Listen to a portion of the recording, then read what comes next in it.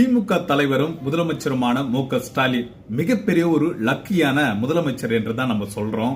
ஏன்னா கலைஞருக்கு போட்டியாக ஜெயலலிதா அவர்கள் இருந்தார்கள், ஜெயலலிதாவுக்கு போட்டியாக கலைஞர் இருந்தார்கள், அதே போல எம்ஜிஆருக்கு போட்டியாக கலைஞர் இருந்தார்கள், கலைஞருக்கு போட்டியாக எம்ஜிஆர் இருந்தாரு. எடப்பாடி பழனிசாமி முதலமைச்சராக இருக்கும்போது எதிர்கட்சி தலைவராக இருந்த மு.க. ஸ்டாலின் சிறப்பாக ஒரு எதிர்கட்சி போல் செயல்பட்டார். ஆனால் முதலமைச்சர் மு.க. ஸ்டாலின் இருக்கும் போது அதிமுக எதிர்கட்சியாக இன்னும் செயல்படவில்லை. அதனால தான் சொல்றேன், முதலமைச்சர் மு.க. ஸ்டாலினுடைய ரூட் கிளியராக இருக்கிறது. இது யாரும் இங்க எதிர்கட்சியே கிடையாது, அவர் சுதந்திரமாக இருக்கிறார்.